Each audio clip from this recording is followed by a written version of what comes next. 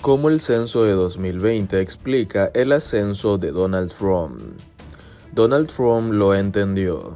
Años antes de que los tan esperados datos del censo de 2020, publicados el jueves, mostraran una imagen dramática de una nación menos blanca, más diversa, menos rural y más metropolitana. Trump construyó un aparato político sobre la idea de que el rostro tradicional de Estados Unidos estaba cambiando. Desde su campaña racista contra el expresidente Barack Obama, que cuestionaba su lugar de nacimiento, hasta el lanzamiento de una campaña de 2016 dirigida contra inmigrantes mexicanos, Trump se posicionó como el portavoz de una cultura racial y social que describió como atacada. Eso continuó cuando se convirtió en presidente, con su equívoco sobre los manifestantes supremacistas blancos en Charlottesville, Virginia.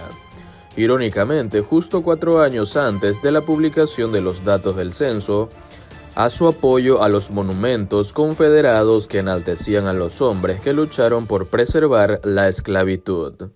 Incluso ahora su comité de acción política se llama Save America, lo que se suma al sentido, impulsado por titanes de los medios de derecha como Tucker Carlson de Fox News y activistas demagogos que enseñan sobre la historia de la raza en las escuelas, de que muchos ciudadanos blancos y culturalmente conservadores siempre supieron que de alguna manera usurpadores externos y las élites cosmopolitas los están robando.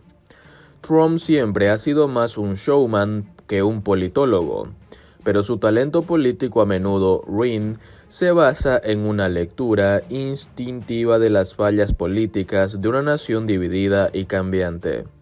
Los datos del censo explican muchas de las tendencias que se propuso explotar con sus campañas nativistas y populistas que intuían un punto de inflexión demográfico en un momento dinámico de cambio.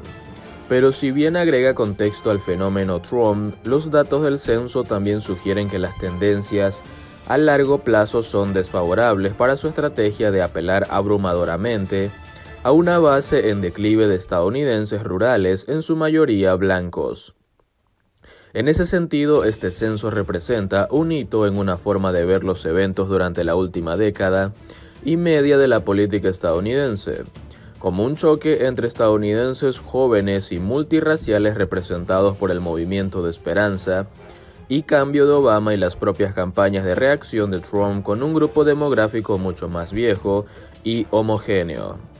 Los nuevos datos sugieren que en última instancia, si la política está dictada por la demografía, el futuro pertenece a los herederos de Obama y no a los de Trump, ya que las personas de color representaban el 43% de la población de Estados Unidos en 2020. Frente al 34% en 2010, la proporción de la población de blancos no hispanos en Estados Unidos cayó al 57% en 2020, 6 puntos porcentuales menos que en el último censo en 2010, según los nuevos hallazgos. Preguntas para los demócratas. El nuevo censo también plantea preguntas sobre cómo posicionan su partido en el futuro los demócratas, específicamente su actitud hacia una audiencia blanca de clase trabajadora. La apelación del presidente Joe Biden a estos votantes fue importante en los márgenes de las elecciones de 2020 y puede haber ayudado a reducir los márgenes de Trump en los distritos en mejor desempeño del expresidente en estados como Pensilvania y Wisconsin, en los cuales Biden ganó en noviembre pasado. El actual presidente, por ejemplo, ganó el 41% de los votantes blancos según las encuestas a boca de urna, en comparación con el 37% de la candidata demócrata Hillary Clinton en 2016. Gran parte del ambicioso programa económico de Biden, que incluye más de 4,5 billones de dólares en gastos de infraestructura propuestos, apunta a muchos de estos votantes en un esfuerzo diseñado en parte para perforar el atractivo populista de candidatos como Trump. Pero dado que el crecimiento de la población se concentra en comunidades más diversas, habrá más presión entre los demócratas para apuntar al último grupo, lo que significa que el enfoque de Biden podría representar el último baile del partido con un bloque de votantes que alguna vez representó a gran parte de su base. Tras maratónica intervención de senadora para retrasar el voto, republicanos en Texas aprueban polémica reforma electoral. Un desesperado intento de la demócrata Carol Alvarado no evitó que avanzara por tercera vez el restrictivo proyecto de ley electoral, pero la falta de quórum por la ausencia de los demócratas de la Cámara Baja complica las perspectivas de la aprobación final.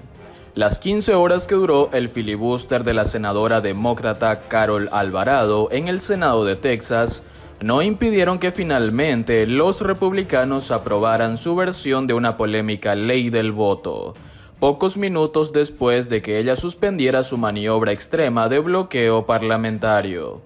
Minutos después de que Alvarado terminara de hablar, el proyecto de ley fue aprobado fácilmente por 18 a favor y 11 en contra. Es el tercer intento que hacen los republicanos desde mayo para aprobar una serie de ajustes y cambios al código electoral del estado que harían más difícil e incluso a veces legalmente más riesgoso votar en Texas, que ya tiene una de las leyes electorales más restrictivas de la nación. El proyecto de ley actual es similar a los que los demócratas bloquearon el mes pasado. Prohibiría los lugares de votación las 24 horas del día, las votaciones en autoservicio y les daría más acceso a los observadores electorales partidistas, entre otras cosas. Alvarado comenzó a hablar poco antes de las 6 p.m. del miércoles, a pesar de que reconoció que su gesto no impediría el avance de la legislación en la Cámara Alta de la Asamblea Texana. ¿Qué hay de malo en el voto desde el auto drive-thru durante una pandemia? ¿Qué tiene de malo la votación de 24 horas? ¿Por qué no podemos ampliar el horario de votación para las personas que tienen que trabajar hasta tarde? ¿Dónde está todo el llamado fraude?, dijo Alvarado hacia el final de su filibuster, destacando varios de los puntos que el proyecto republicano busca restringir, en aras de la defensa de la seguridad del voto, según el argumento de los proponentes. Las reglas de debate exigieron que Alvarado permaneciera de pie, hablando continuamente y sin poder hacer pausas para ir al baño. Para mayor comodidad, la senadora usó zapatos para correr, tal como lo hizo la ex legisladora texana Wendy Davis en 2013, cuando recurrió a una maniobra similar para bloquear un amplio proyecto de ley contra el aborto. Tercer intento. Texas es uno de los varios estados donde los republicanos promulgaron nuevas restricciones de votación en respuestas a las falsas afirmaciones del expresidente Donald Trump de que las elecciones de 2020 fueron fraudulentas. Pese al avance en el Senado, la medida queda nuevamente estancada, ya que los demócratas continúan ausentes de la Cámara de Representantes en un enfrentamiento que empezó hace 32 días, cuando se fueron a Washington, D.C. para romper el quórum e impedir la aprobación de la ley electoral, que consideran excesivamente restrictiva. El miércoles, los oficiales de la Cámara de Representantes de Texas emitieron órdenes de arresto civil para más de 50 miembros demócratas que están ausentes desde julio. Los demócratas, que reconocen que no pueden impedir permanentemente que se apruebe el proyecto de ley de votación del Partido Republicano debido al dominio de los conservadores en ambas cámaras de la legislatura, respondieron a las órdenes judiciales con nuevos desafíos. Uno se presentó en una corte en Houston y obtuvo una orden judicial para evitar que lo obliguen a regresar al Capitolio, ubicado en Austin. La Asociación Nacional para el Avance de la Gente de Color, NACP, intervino en nombre de los demócratas de Texas, instando al Departamento de Justicia a investigar si se estaba cometiendo un delito federal cuando los republicanos amenazaron con arrestarlos. ¿Cuántos siguen fuera? Negarse a asistir a las sesiones legislativas es una violación de las reglas de la Cámara, pero es un delito civil, no criminal, lo que deja poco claro el poder que tienen las órdenes de arresto para que los demócratas regresen. El republicano Travis Clardy, quien ayudó a negociar una versión temprana del proyecto de ley de votación que los demócratas detuvieron por primera vez con una huelga en mayo, dijo a ABC News que creía que pueden ser devueltos físicamente al Capitolio. El representante estatal Jim Murphy, quien lidera el caucus republicano de la Cámara de Representantes, Dijo que si bien no ha visto una situación como esta durante su mandato, tiene entendido que los oficiales podrían acudir a los legisladores desaparecidos y pedirles que regresen.